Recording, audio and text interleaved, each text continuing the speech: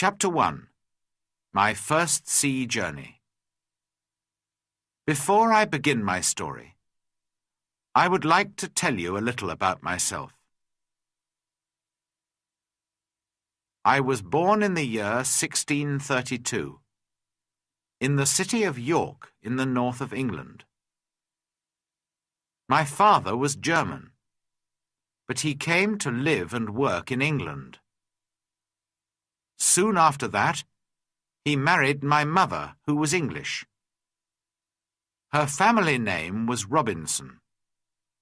So when I was born, they called me Robinson after her. My father did well in his business, and I went to a good school. He wanted me to get a good job and live a quiet, comfortable life. But I didn't want that. I wanted adventure and an exciting life. I want to be a sailor and go to sea, I told my mother and father. They were very unhappy about this. Please don't go, my father said. You won't be happy, you know. Sailors have a difficult and dangerous life. And because I loved him, and he was unhappy, I tried to forget about the sea. But I couldn't forget. And about a year later, I saw a friend in town. His father had a ship, and my friend said to me, "We're sailing to London tomorrow. Why don't you come with us?" And so, on September the 1st, 1651, I went to Hull, and the next day we sailed for London. But a few days later, there was a strong wind. The sea was rough and dangerous, and the ship went up and down, up and down. I was very ill and very afraid. "Oh, I don't want to die," I cried. "I want to live. If I live, I'll go home and never go to sea again." The next day, the wind dropped, and the sea was quiet and beautiful again. "Well, Bob," my friend laughed, "how do you feel now? The wind wasn't too bad." "What?" I cried. "It was a terrible storm." "Oh, that wasn't a storm," my friend answered. "Just a little wind. Forget it. Come and have a drink." After a few drinks with my friend, I felt better. I forgot about the danger and decided not to go home. I didn't want my friends and family to laugh at me. I stayed in London for some time, but I still wanted to go to sea. So, when the captain of a ship asked me to go with him to Guinea in Africa, I agreed. And so I went to sea for the second time. It was a good ship, and everything went well at first, but I was very ill again. Then, when we were near the Canary Islands, a Turkish pirate ship came after us. They were famous thieves of the sea at that time. There was a long, hard fight, but when it finished, we and the ship were prisoners. The Turkish captain and his men took us to Salé in Morocco. They wanted to sell us as slaves in the markets there. But in the end, the Turkish captain decided to keep me for himself and took me home with him. This was a sudden and terrible change in my life. I was now a slave, and this Turkish captain was my master.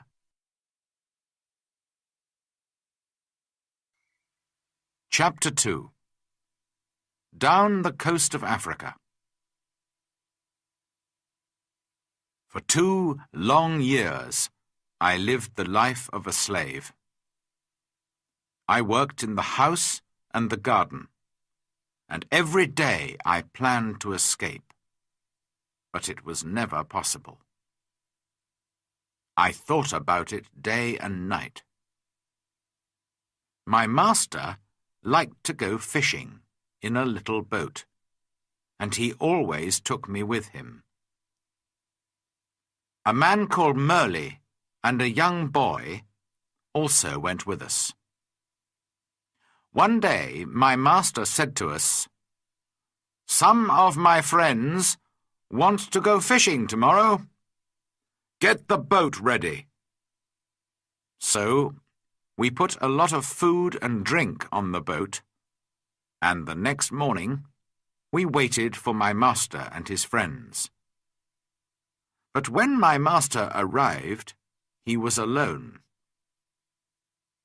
"My friends don't want to go fishing today," he said to me. "But you go with Merle and the boy, and catch some fish for our supper tonight." "Yes, master," I answered quietly. But inside I was excited. "Perhaps now I can escape," I said to myself. My master went back to his friends, and we took the boat out to sea.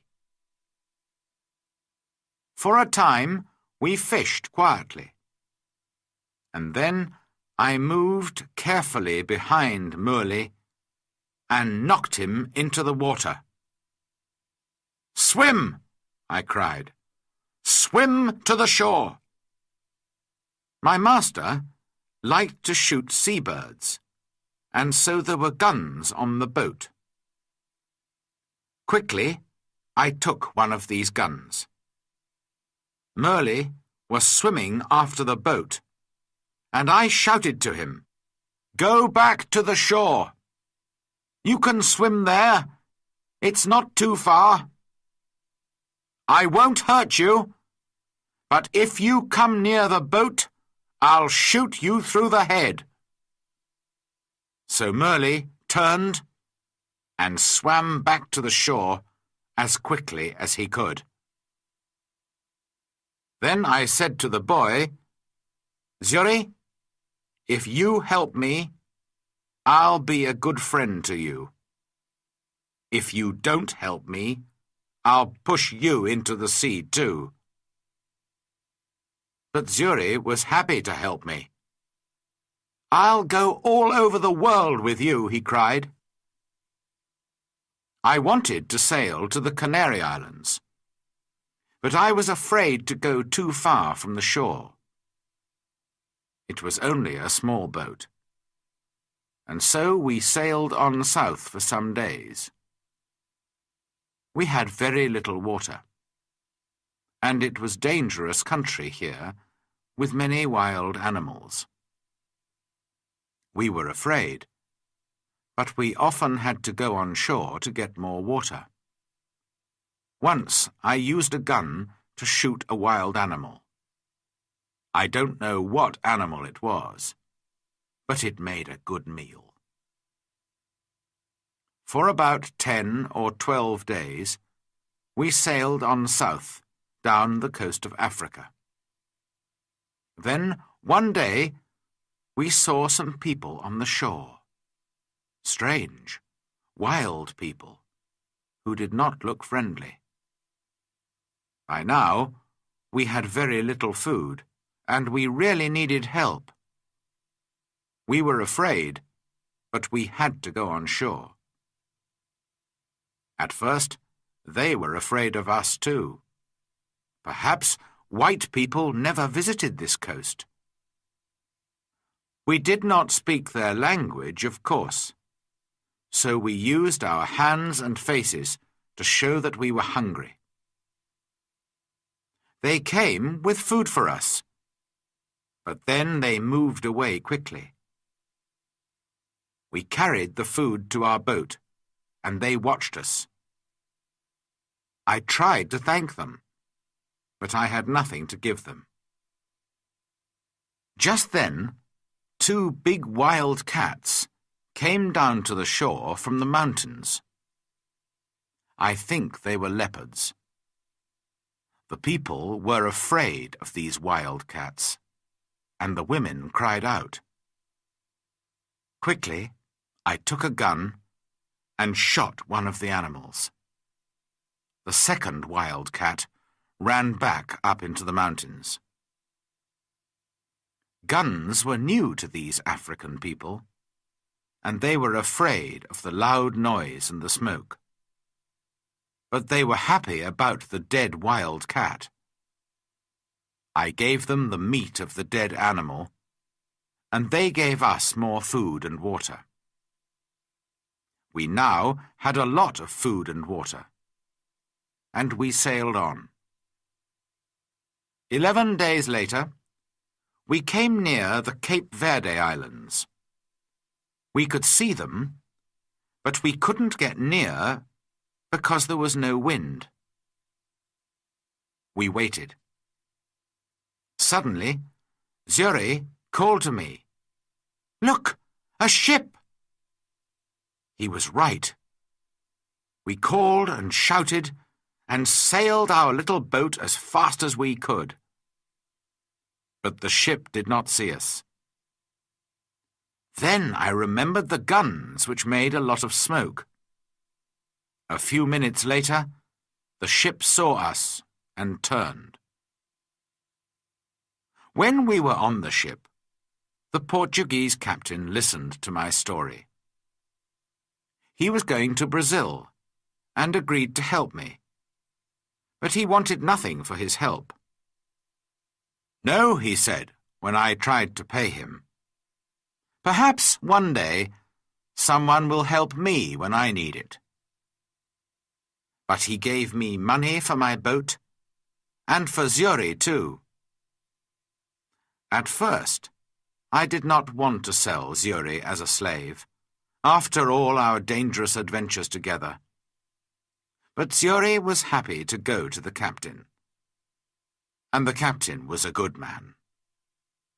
"In 10 years' time," he said, "Zuri can go free."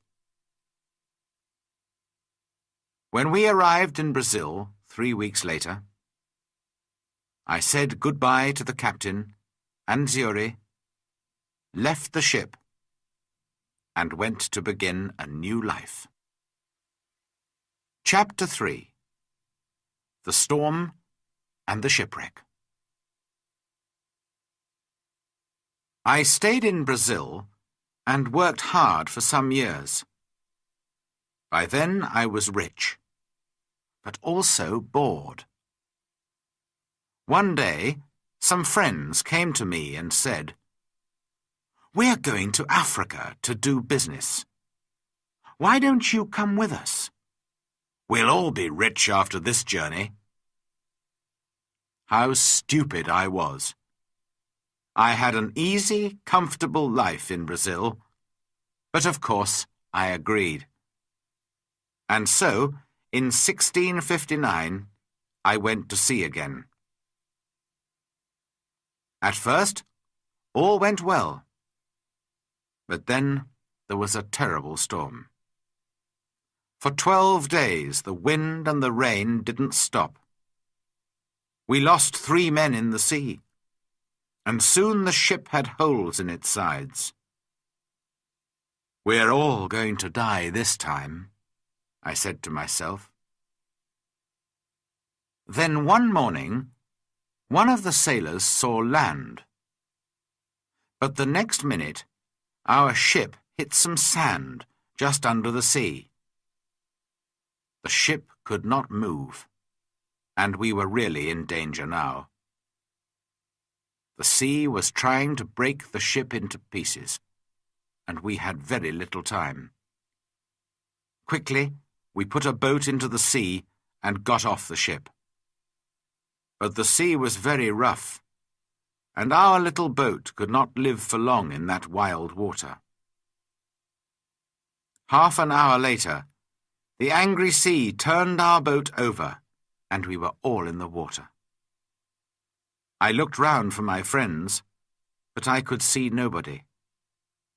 I was alone. That day I was lucky, and the sea carried me to the shore.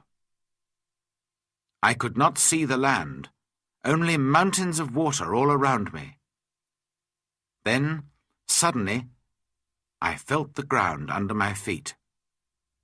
Another mountain of water came, pushed me up the beach, and I fell on the wet sand. At first, I was very thankful to be alive. Slowly, I got to my feet and went higher up the shore. From there, I looked out to sea. I could see our ship, but it was wrecked, and there was nobody near it. There was nobody in the water. All my friends were dead. I was alive, but in a strange, wild country, with no food, no water, and no gun. It was dark now, and I was tired. I was afraid to sleep on the shore. Perhaps there were wild animals there. So I went up into a tree, and I stayed there all night. Chapter 4. A New Life on an Island. When day came, the sea was quiet again. I looked for our ship, and to my surprise, it was still there, and still in one piece. I think I can swim to it, I said to myself. So I walked down to the sea, and before long I was at the ship and was swimming round it. But how could I get onto it? In the end, I got in through a hole in the side, but it wasn't easy. There was a lot of water in the ship, but the sand under the sea was still holding the ship in one place. The back of the ship was high out of the water, and I was very thankful for this, because all the ship's food was there.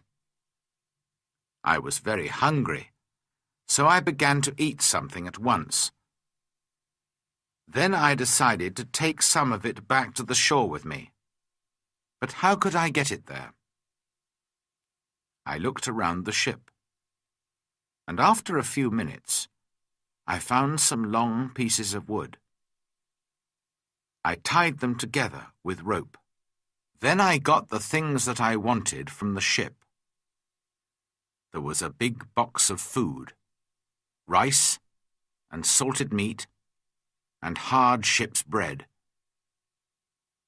I also took many strong knives and other tools, the ship's sails and ropes, paper, pens, books, and 7 guns. Now I needed a little sail from the ship, and then I was ready. Slowly and carefully, I went back to the shore. It was difficult to stop my things from falling into the sea, but in the end, I got everything onto the shore. Now I needed somewhere to keep my things. There were some hills around me, so I decided to build myself a little house on one of them. I walked to the top of the highest hill and looked down. I was very unhappy, because I saw then that I was on an island. There were 2 smaller islands a few miles away, and after that, only the sea.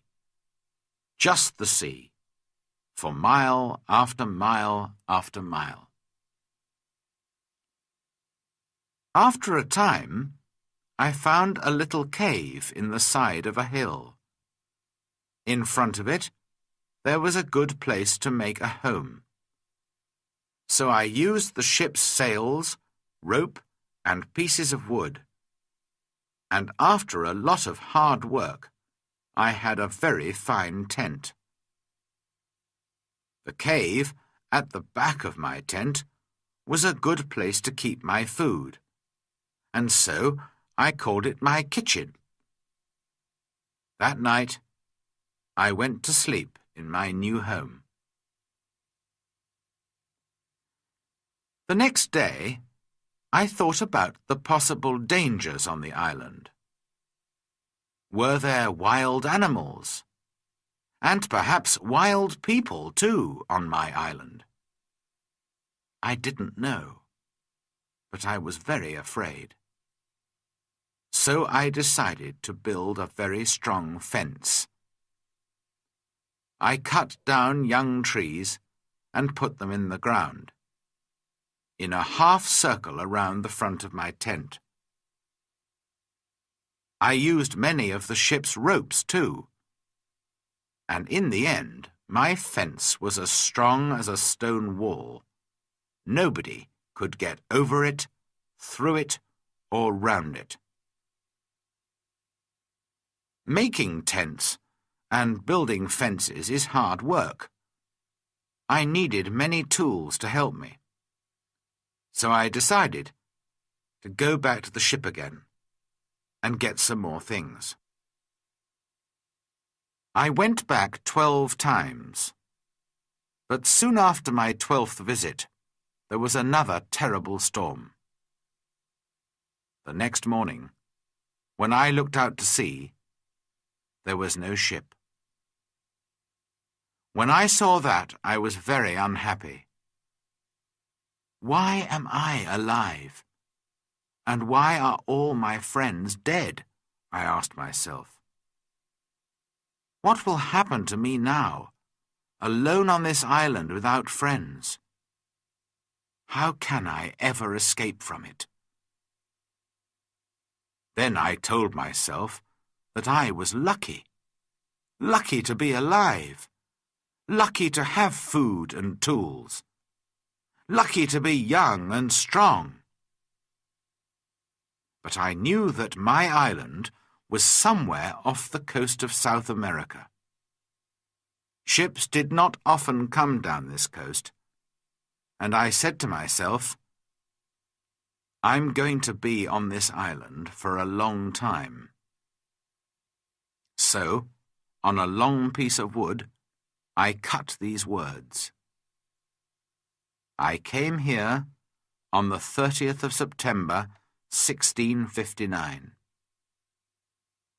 After that, I decided to make a cut for each day. Chapter 5. Learning to live alone.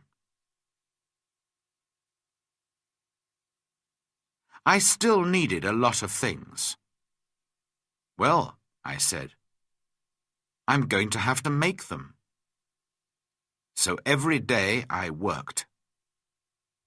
First of all, I wanted to make my cave bigger. I carried out stone from the cave, and after many days' hard work, I had a large cave in the side of the hill. Then I needed a table and a chair, and that was my next job.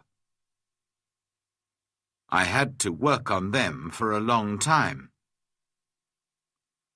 I also wanted to make places to put all my food and all my tools and guns. But every time I wanted a piece of wood, I had to cut down a tree. It was long, slow, difficult work. And during the next months, I learnt to be very clever with my tools. There was no hurry. I had all the time in the world. I also went out every day, and I always had my gun with me. Sometimes I killed a wild animal, and then I had meat to eat. But when it got dark, I had to go to bed because I had no light. I couldn't read or write because I couldn't see. For a long time, I didn't know what to do. But in the end, I learnt how to use the fat of dead animals to make a light. The weather on my island was usually very hot, and there were often storms and heavy rain. The next June, it rained all the time, and I couldn't go out very often. I was also ill for some weeks, but slowly I got better. When I was stronger, I began to go out again. The first time, I killed a wild animal, and the second time, I caught a big turtle. I was on the island for 10 months before I visited other parts of it. During those months, I worked hard on my cave and my house and my fence. Now I was ready to find out more about the rest of the island. First, I walked along the side of a little river. There I found open ground without trees. Later, I came to more trees with many different fruits. I decided to take a lot of the fruit and to put it to dry in the sun for a time. Then I could keep it for many months. That night, I went to sleep in a tree for the second time, and the next day I went on with my journey. Soon, I came to an opening in the hills. In front of me, everything was green, and there were flowers everywhere. There were also a lot of different birds and animals. I saw that my house was on the worst side of the island, but I didn't want to move from there. It was my home now. I stayed away for 3 days, and then I came home. But I often went back to the other, greener side of the island. And so my life went on. Every month I learnt to do or to make something new. But I had troubles and accidents too. Once there was a terrible storm with very heavy rain. The roof of my cave fell in and nearly killed me. I had to build it up again with many pieces of wood. I had a lot of food now. I cooked it over a fire or dried it in the sun. So I always had meat during the rainy months when I could not go out with a gun. I learnt to make pots to keep my food in. But I wanted very much to make a harder, stronger pot, a pot that would not break in a fire. I tried many times, but I could not do it. Then one day I was lucky. I made some new pots and put them in a very hot fire. They changed colour, but did not break. I left them there for many hours, and when they were cold again, I found that they were hard and strong. That night I was very happy. I had hot water for the first time on the island. By then, I also had my own bread. That was luck too. One day I found a little bag. We used it on the ship to keep the chickens food in. There was still some of the food in the bag, and I dropped some of it onto the ground. A month later, I saw something bright green there. And after 6 months, I had a very small field of corn. I was very excited. Perhaps now I could make my own bread. It was easy to say, but not so easy to do. It is a lot of work to make bread from corn. Many people eat bread, but how many people can take corn from a field and make bread out of it without help? I had to learn, and to make many new things, and it was a year before I cooked and ate my first bread. During all this time, I never stopped thinking about escape. When I travelled across to the other side of the island, I could see the other islands, and I said to myself, perhaps I can get there with a boat. Perhaps I can get back to England one day. So I decided to make myself a boat. I cut down a big tree, and then began to make a long hole in it. It was hard work. But about 6 months later, I had a very fine canoe. Next, I had to get it down to the sea. How stupid I was! Why didn't I think before I began work? Of course, the canoe was too heavy. I couldn't move it. I pulled and pushed and tried everything, but it didn't move. I was very unhappy for a long time after that. That happened in my 4th year on the island. In my 6th year, I did make myself a smaller canoe, but I did not try to escape in it. The boat was too small for a long journey, and I did not want to die at sea. The island was my home now, not my prison, and I was just happy to be alive. A year or 2 later, I made myself a second canoe on the other side of the island.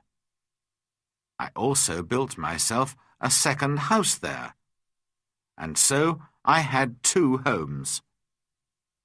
My life was still busy from morning to night. There were always things to do or to make. I learnt to make new clothes for myself from the skins of dead animals. They looked very strange, it is true, but they kept me dry in the rain. I kept food and tools at both my houses, and also wild goats. There were many goats on the island, and I made fields with high fences to keep them in. They learnt to take food from me, and soon I had goat's milk to drink every day. I also worked hard in my cornfields, and so many years went by. Chapter 6. A Footprint. Then, one year, something strange and terrible happened. I often walked along the shore, and one day I saw something in the sand. I went over to look at it more carefully, and stopped in sudden surprise. It was a footprint. The footprint of a man. Who could this be? Afraid, I looked around me. I listened. I waited. Nothing. I was more and more afraid. Perhaps this man was one of those wild people who killed and ate other men. I looked everywhere. but there was nobody, and no other footprint. I turned and hurried home. "There's someone on my island," I said to myself. "Perhaps he knows about me. Perhaps he's watching me now, from behind a tree. Perhaps he wants to kill me." That night, I couldn't sleep. The next day, I got all my guns ready, and I put more wood and young trees around my house. Nobody could see me now. But after 15 years alone on the island, I was afraid, and I did not leave my cave for 3 days. In the end, I had to go out to milk my goats. But for 2 years I was afraid. I stayed near my home, and I never used my guns because I didn't want to make a noise. I could not forget the footprint, but I saw and heard nothing more. And slowly I began to feel happier. One day, a year later, I was over on the west side of the island. From there I could see the other islands, and I could also see a boat far out to sea. If you have a boat, I thought, it's easy to sail across to this island. Perhaps that explains the footprint. It was a visitor from one of the other islands.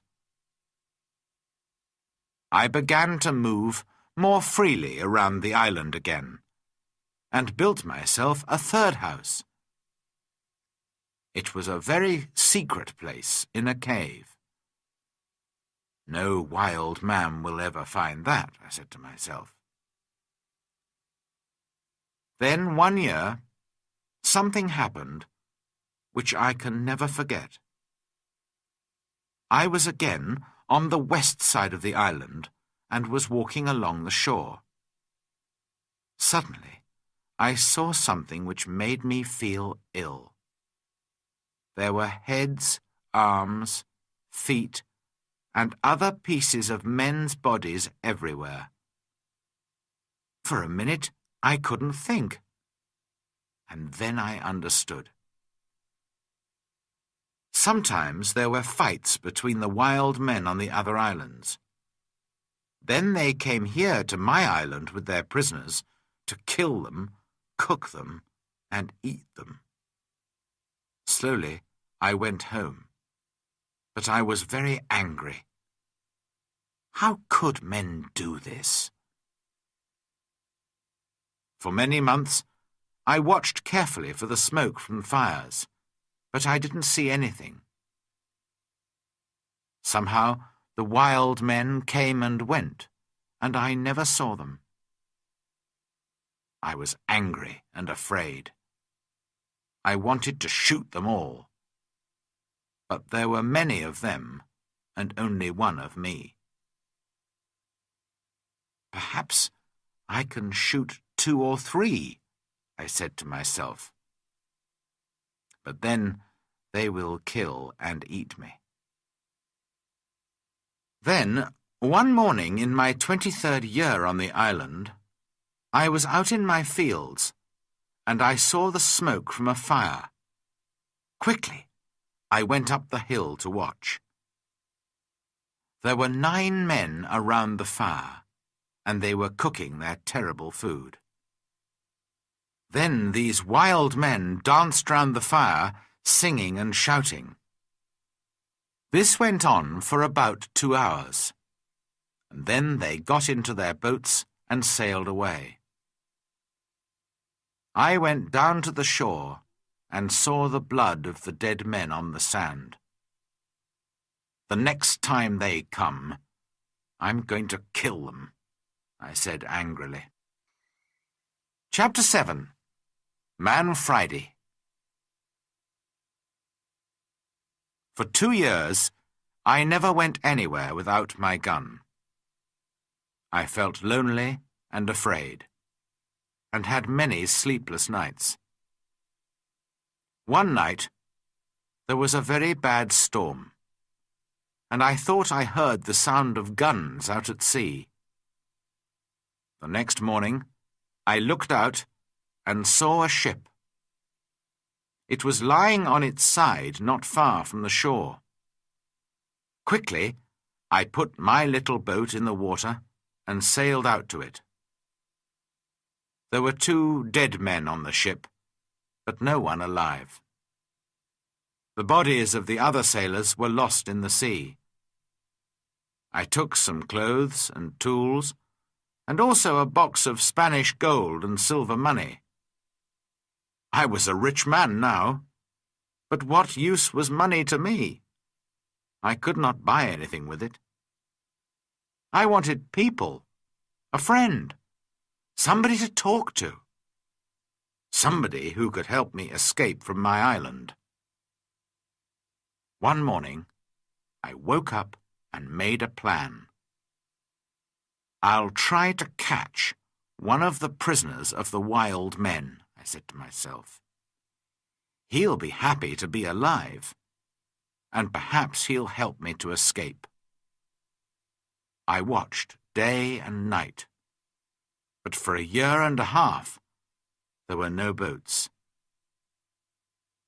Then one day 5 boats came. There were about 30 men, and they had 2 prisoners. They made their fire on the sand and danced round it. Then they killed one of the prisoners and began to cook their terrible meal. The second prisoner waited under the trees, with 2 men to watch him. Suddenly, the prisoner turned and ran. The 2 men ran after him, but the other wild men were busy round the fire and did not see what was happening. The prisoner ran like a wild goat, and soon I saw that he was coming near the bottom of my hill. As fast as I could, I ran down the hill and jumped out of the trees between the prisoner and the 2 wild men. I hit the first man with the wooden end of my gun, and he fell down, but I had to shoot the second man.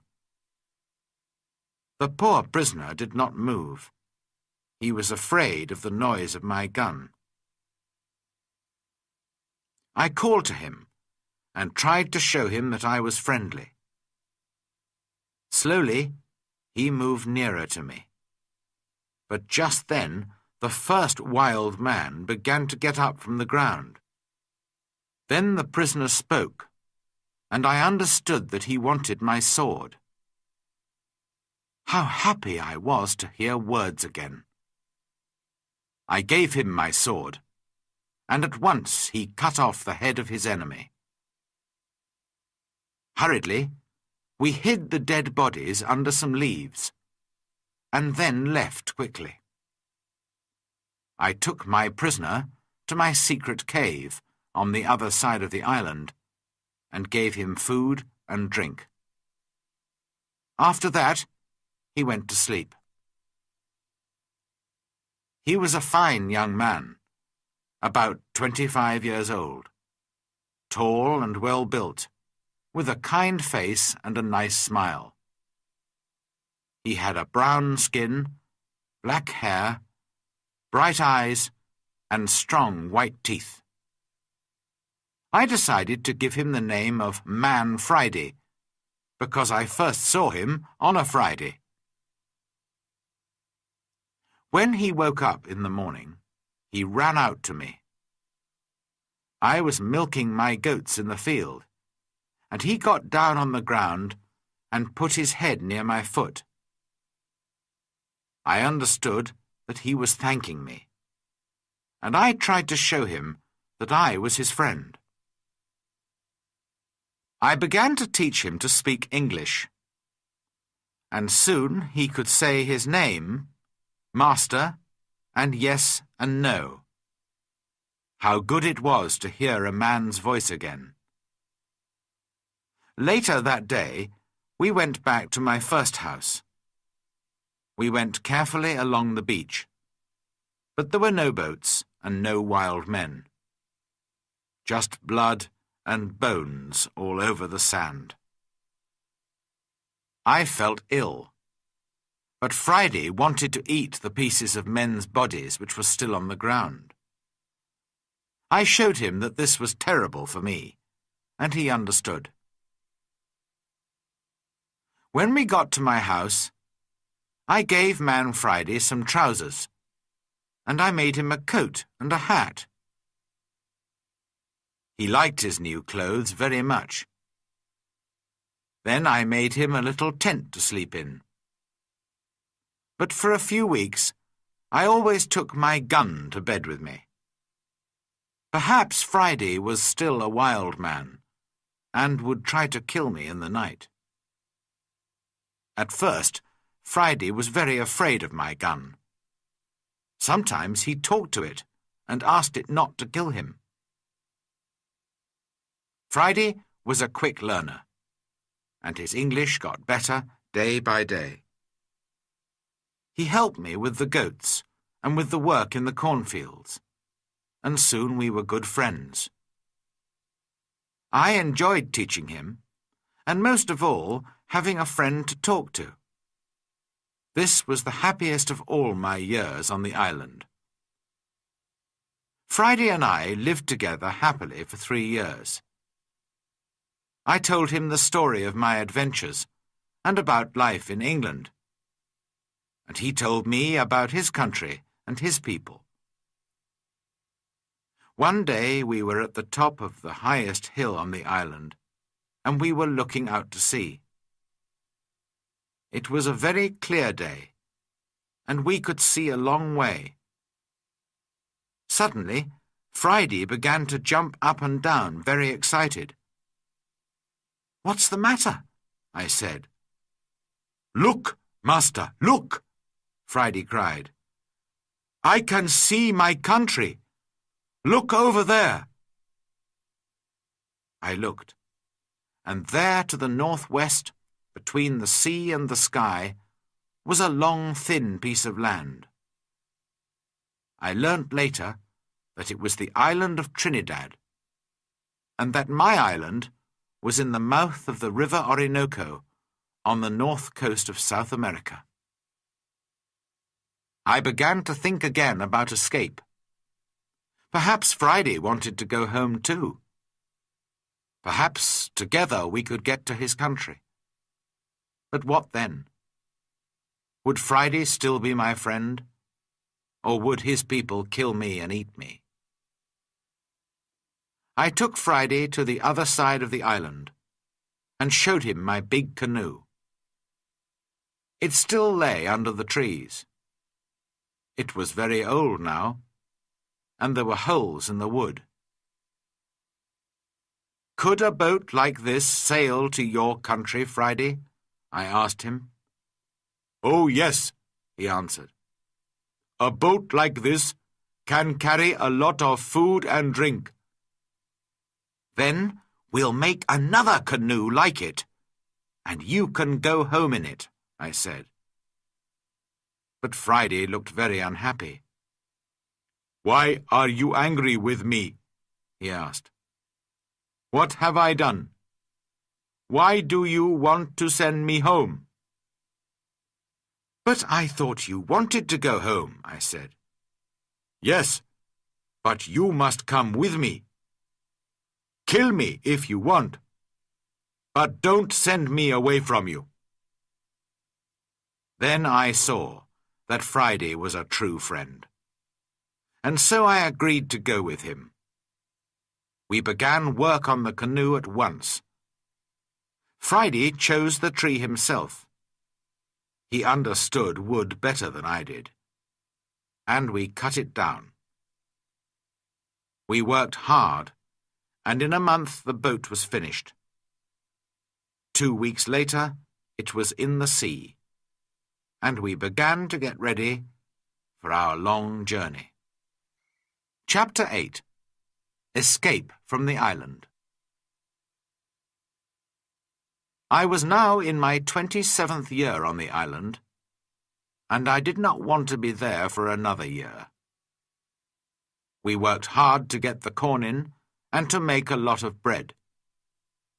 We had dried fruit and salted meat and big pots to keep water in. One evening, Friday went out to look for a turtle for meat and eggs. But in less than an hour he was back, and he looked very afraid. "Master! Master!" he cried.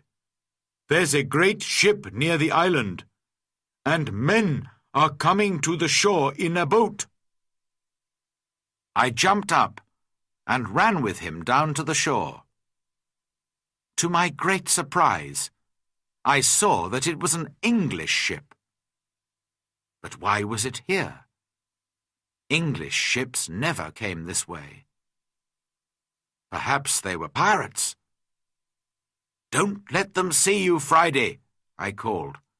"We'll hide in the trees and watch." There were 11 men in the boat, but 3 of them were prisoners. Their arms were tied with rope, but their legs were free and they could walk. The other sailors pushed the 3 prisoners up the beach, laughing and shouting and hitting them.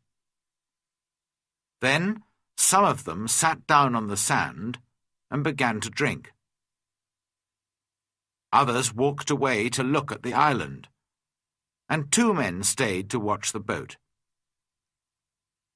The 3 prisoners walked slowly along the beach and sat down under a tree not far from us.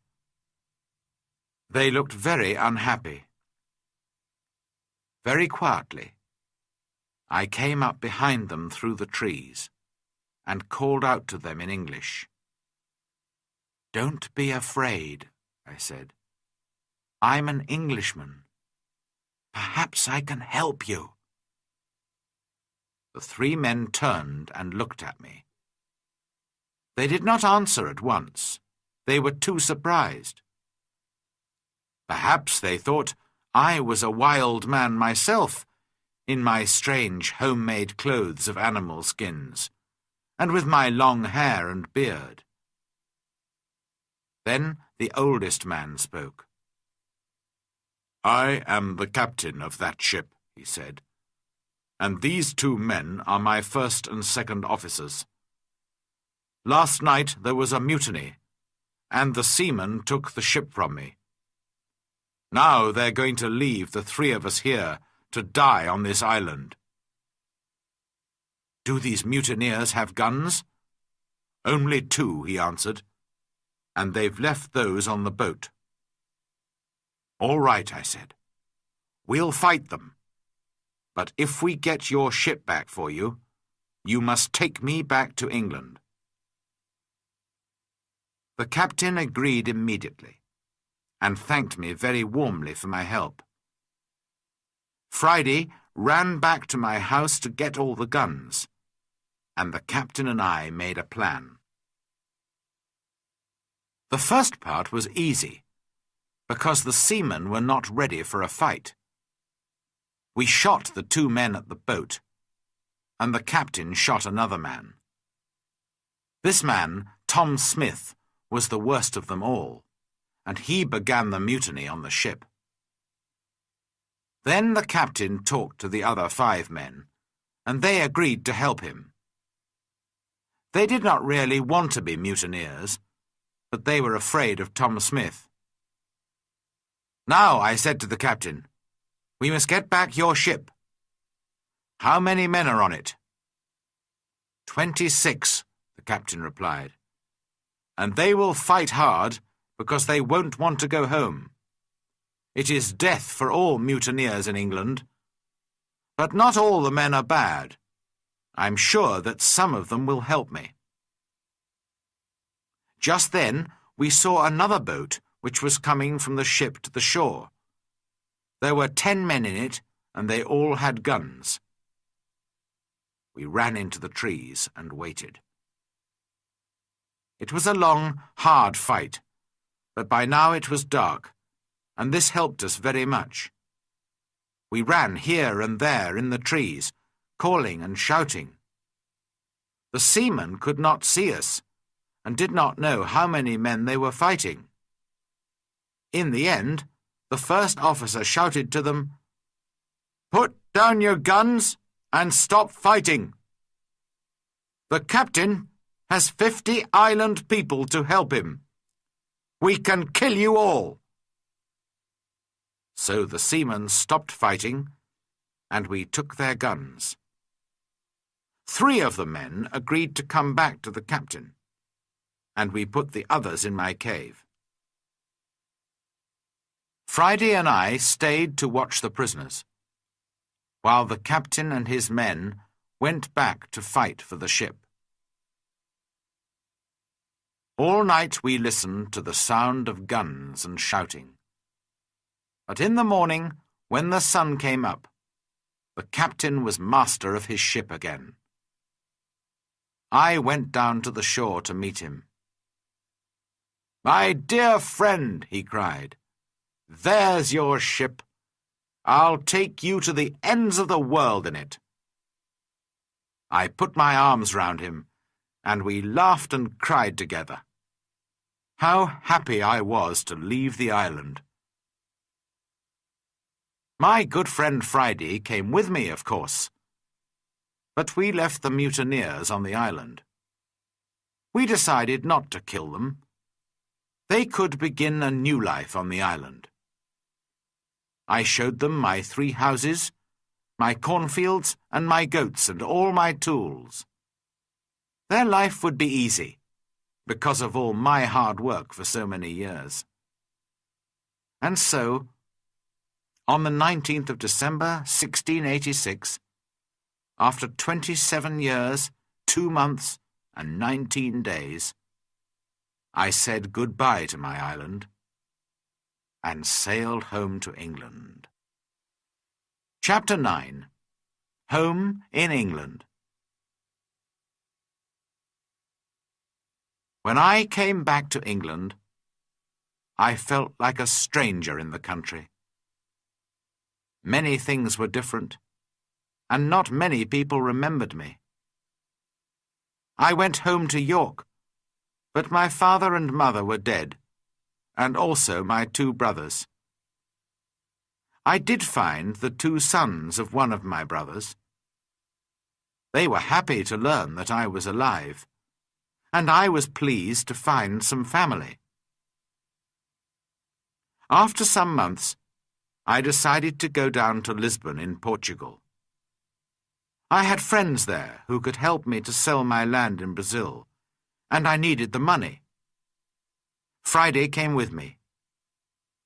He was always a good and true friend to me. In Lisbon, I found the Portuguese captain, who took me in his ship to Brazil all those years ago. It was good to see him again, and he helped me with my business. Soon, I was ready to go home again, by land. No more adventures and dangers by sea for me. It was a long, hard journey. We had to cross the mountains between Spain and France in winter, and the snow was deep. Poor Friday was very afraid of the snow. In his country it was always hot, and he did not like cold weather. Back in England, I found a house and began to live a quiet life. My 2 nephews came to live with me. The younger one wanted to be a sailor, and so I found him a place on a ship. After a while I married and had 3 children, 2 sons and a daughter. Then my wife died, and my nephew, who was now the captain of a ship, came home to see me. He knew that I did not really like a quiet life.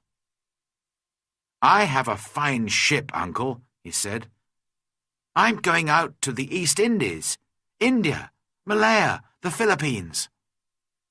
Why don't you come with me? And so, in 1694, I went to sea again, and had many more adventures. Perhaps, one day, I'll write another book about them.